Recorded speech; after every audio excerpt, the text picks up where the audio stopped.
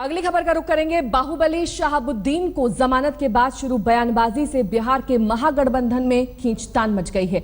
RJD supremo Lalu Yadav का कहना है कि वो अपने नेता रघुवंश प्रसाद से उनके बयानों पर बात करेंगे, तो कांग्रेस का यह कहना है कि अगर महागठबंधन से दिक्कत है तो बाहर हो सकती है आरजेडी। शहाबुद्दीन तो छूट गए 11 साल के बाद, आपको दिक्कत नहीं? न्यायपालिका से बेल मिला, हाई कोर्ट से बेल मिला।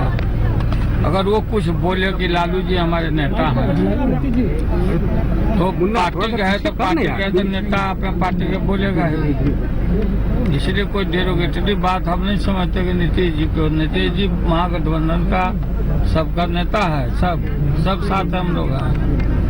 और ये रघुवंश सिंह का बात समझ में नहीं आता है, बार बार इनको समझाते चूंटी काटते रहता है, उस तरह से चूंटी काटते रहता है।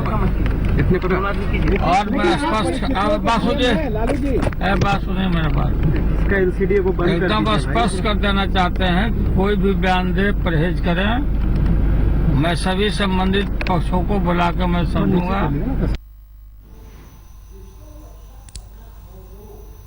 कांग्रेस के नेता और शिक्षा मंत्री अशोक चौधरी ने क्या कुछ कहा इस पूरे मसले पर, सुनिए। शहाबुद्दीन को लेकर महागठबंधन में बयानबाजी तेज हो गई है।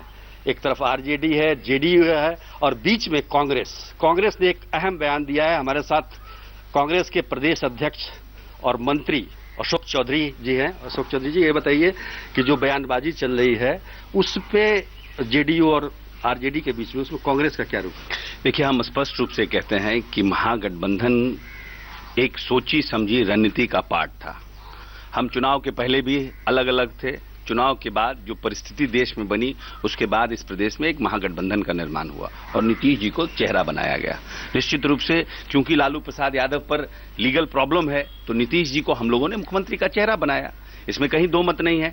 अब आज सरकार के 9-10 महीने होने के बाद अगर कोई आदमी मेरी पार्टी का, आरजेडी का या जेडीयू का महागठबंधन पर कोई बयानबाजी करे या महागठबंधन के नेता के ऊपर कोई बयानबाजी करे तो ये एक अच्छी बात नहीं है। जिस तरह से जेडीयू ने भी कल प्रेस कॉन्फ्रेंस किया वो भी सही नहीं है। आपसी में बातचीत है, हम लोग पर फोन पे बात होती है, हर समस्या पर, इश्यूज पे बात होता है।